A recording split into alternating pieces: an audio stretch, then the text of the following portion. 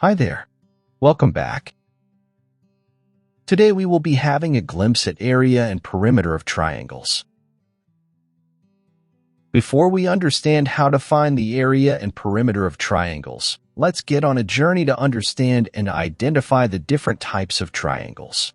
We will also have a look at how each triangle is different from the other. Let's begin the journey. What are equilateral triangles? A triangle where 1. All sides are equal.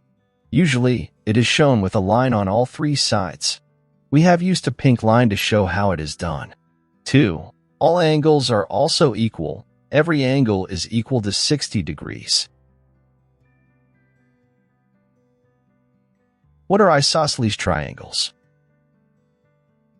A triangle where 1. Two sides are equal. It can be any two sides as shown in the pictures here. 2. The angles that these equal sides make with the third side are always equal. To make you understand this, we have used the letters X and Y in each triangle. What are scalene triangles? There is only one rule to remember for scalene triangles. None of the sides or angles will be equal. We are pretty sure that you have heard of right-angled triangles, haven't you? There are three things that you need to know when looking at right-angled triangles. 1. One of the angles will be 90 degrees. 2. A right-angled triangle can be a scalene triangle. If this is the case, all the angles and sides will be of different lengths. 3. A right-angled triangle can also be an isosceles triangle. In this case, two sides and the two angles will be equal. Both the equal angles will be 45 degrees each. In previous videos, we have learned that perimeter can be found when we add all the sides up. It is the same with triangles as well.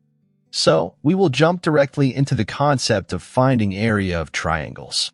Area of triangles can be found by multiplying the base with the height of the triangle and then dividing the answer by 2. Please note that when we talk about height, it has to be a straight line from the base to the top of the triangle.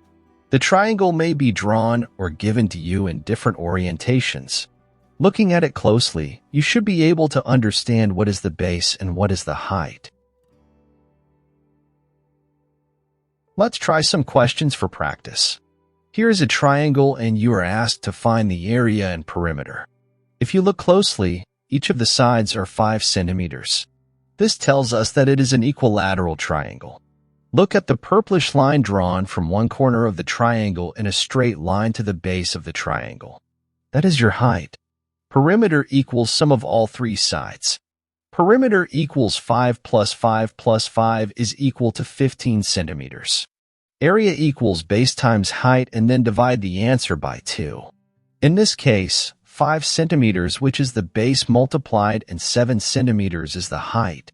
So 7 times 5 is equal to 35 and then divide that by 2. We get the answer as 17.5 square centimeters. In the second example, we can clearly see that it is a right-angled triangle. The sides are 3, 4, and 5 centimeters. Therefore, the perimeter will be a sum of all three sides. This will give us 12 centimeters. In order to find the area, we use the formula base times height and then divide that by 2. In this case, the straight line is 4 and it touches the base 3. So 4 times 3 is equal to 12 and then divide by 2, which will give us 6 square centimeters. The third example shows a scalene triangle. Can you see the straight line we have drawn using dashes? The straight line from the top to the bottom is the height. It touches the base 5 centimeters. Yes, the base is extended as well, but we will not take the extension in this case. We will keep the base as it is. So, first let's see the perimeter. Perimeter equals 17 centimeters. Note, we haven't included the height in this case as it is not part of the triangle itself. The dashed lines are extensions drawn to the triangle. Area will be 3 times 5 is equal to 15 and then divide by 2, which will give us 7.5 square centimeters. Here are some questions for you to try. Pause the video and give it a go. Press play when ready. Here are the answers. Check if you have got them all correct. If you haven't, rewind the video and check the step you have made a mistake in. Here is a complex question for you to solve. Pause the video, give it a try.